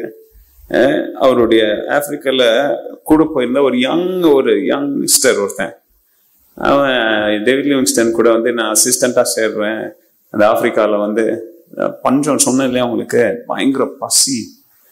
அவன் செத்துட்டான். அவன் ஒருத்தன், என்னடா சின்ன பையன் மிஷினரி பணிக்குன்னு வந்து செத்துட்டான். டேவிட் லிவிங்ஸ்டன் குற்ற மனசாச்சாங்க. அவர் தான் இப்ப லீடுறாங்க. அப்படியே மலேரியாலாம் கொடுமையான மலேரியா. தண்ணி குடிக்க முடியாது. எங்க தண்ணி குடிப்பீங்க இல்லையா? உங்க ஹெல்த்துக்கு, நம்ம பாடிக்கு சோத்தை விட எதுதான் முக்கியம்? தண்ணி தான் முக்கியம். ஃபுட்டை விட. ஃபுட்டெல்லாம் எனர்ஜி தான், வாட்டர் இல்லையா? அப்படி ஆப்பிரிக்கால குடிக்கவே தண்ணி இருக்காது உங்களுக்கு. அங்க அவ்வளவு அழுக்கான பாக்டீரியல் வாட்டர், அவ்வளவு மோசமான தண்ணி. அந்த தண்ணியை தான் என்ன செய்யணும்? அவங்க குடிக்கணும். அங்க ஊர்ல இருந்து எழுதுனாங்க ஸ்காட்லாந்து. ஏன்பா இவ்வளவு கஷ்டப்படுற, வாப்பா வந்துருப்பா, நீ ஒரு எக்ஸ்ப்ளோரர், நீ ஒரு டாக்டர். சொன்னாலே அவர் கதை ஞாபகம் இருக்கா? டாக்டர், அதுவும் சும்மா காப்பி அடிச்சு பாஸ் ஆகி லாஸ்ட் பெஞ்ச் டாக்டர் கிடையாது. Is a fine doctor. He was a brilliant scientific doctor. மருந்துகளை கண்டுபிடிக்கிற அளவுக்கு டாக்டர். நிறைய டாக்டர் மருந்து எழுதி தருவான். ஏன்னா அவெல்லாம் போய் படிச்சுட்டு காசு சம்பாதிக்கணும்னு போயிட்டு வந்தவன் டாக்டர் அவெல்லாம். இவர் எந்த லெவல்லாம் அதையும் தாண்டி அடுத்த லெவல் மருந்துகளை கண்டுபிடிக்கிற அளவுக்கு கர்த்தர் அவருக்கு ஞானத்தை கொடுத்திருந்தார். இங்க வந்து அங்க போய் செத்துட்டு இருக்கிற எதுக்கு இந்த அடிமை வாழ்க்கை, எதுக்கு உனக்கு? ஏன்னா சொன்ன அன்னைக்கு உங்களுக்கு அந்த கதையெல்லாம் கேட்டு பாருங்க. உங்களுக்கு அடிமைகள் வியாபாரிகளோட சண்டை, வெள்ளைக்காரன் இவரை கொல்றதுக்கு ரெடியா இருந்தான். என்னடா இங்க இருக்கிற நம்ம தொழிலுக்கு வேட்ட வைக்கிறானு அவர் லெட்டர் எழுதினார். ஏன்பா நீ why are you there in that dangerous condition? அவருடைய லெட்டர்ல எழுதினார், இயேசுவே தன்னை தாழ்த்தும் போது என்னால இதை காட்டிலும் வேற ஏதாச்சும் பெருசா பண்ண முடியுமா? When Christ humbled himself for us, we can do nothing less. இந்த வார்த்தைகளை எழுதிக்காங்க. அவர் சொல்ற என்ன சொல்றாரு? When Christ himself humbled himself for us, இயேசுவே நமக்காக தன்னையே அவரு தாழ்த்தி வெறுமையாக்கி அனுப்புனாரு. அதை விடலாம் பெருசாப்பா நான் பண்றது ஆப்பிரிக்கால வந்து. அந்த தியாகத்தை விட பெரிய தியாகமா நம்மளால என்ன பண்ணிட முடியுமா? செஞ்சிட முடியுமா? ஹல்லேலூயா. ஓகே, இதோட நான் நிப்பாட்டுறேன். நான் பெருமை சொல்லும் எனக்கு எல்லாரும் சேவை செய்யணும். பெருமை என்ன சொல்லும்? எல்லாரும் வந்து எனக்கு என்ன பண்ணணும்? ஆனா தாழ்மை சொல்லணும், இன்னைக்கு நான் யாருக்கு சேவை பண்ணக்கூடும்? தாழ்மையின் மனப்பான்மை என்ன சொல்லும்? இன்னைக்கு நான் யார்? நம்ம பிஷப் சொல்லி கொடுத்திருக்கிறாரு இல்லையா, சபைக்கும் சொல்லி கொடுத்திருக்கிறாரு, ஊழியர்களுக்கும் இங்க சொல்லி கொடுத்திருக்காரு. காலைல ஜெபம் பண்ணும்போது ஜெபம் பண்ணும், ஆண்டவரே தேவை உள்ளவங்களை என்ன செய்யுங்க, கொண்டாங்க. அப்படி இல்லைன்னா என்ன, அவங்க கிட்ட என்ன செய்யுங்க, கூட்டிட்டு போங்க. அதாவது இன்னைக்கு நான் வேஸ்டா இருக்கக்கூடாது. அந்த மாதிரி தாழ்மை சொல்லுமா, இன்னைக்கு நான் யாருக்கு சேவை செய்யறது? யாராவது ஒருத்தருக்கு ஜெபம் பண்ணணும், யாராவது ஒருத்தரை போய் சந்திக்கணும், யாராவது ஒருத்தரை போன்ல விசாரிக்கணும், யாராவது ஒருத்தருக்கு கரிசனையா ஒரு வார்த்தைகளை சொல்லணும், யாராச்சும் ஒருத்தரை கட்டி எழுப்பணும், யாராவது ஒருத்தருக்கு ஒரு வாய் சாப்பாடு, எதையாச்சும் ஒண்ணு என்ன பண்ணும், தாழ்மையில இருதையும் செய்யணும்னு நினைக்கும். ஹல்லேலூயா. சோ இதோட நிப்பாட்டுறேன் நானு. இந்த வாரத்துல நீங்க கேட்ட இந்த வார்த்தைகளின்படி ஆண்டவரே, இயேசுவின் தாழ்மை இதெல்லாம் எங்க மனசுல கண்களுக்கு முன்பதாக கொண்டு வந்து நாங்களும் தாழ்மையா, எங்க தாழ்மைய சபையில நாங்க காமிக்க, ஊழியத்துல நாங்க காமிக்க எங்களுக்கு என்ன செய்யுங்க, இன்னும் கிருபையை தாங்க. காலையில எழுந்தோடனே ஜெபம் பண்ணுங்க, ஆண்டவரே இன்னைக்கு நான் யாருக்கு தாழ்மையா என்ன செய்ய முடியும், ஊழியம் செய்ய முடியும், சேவை செய்ய முடியும். How can I serve someone today? Hallelujah.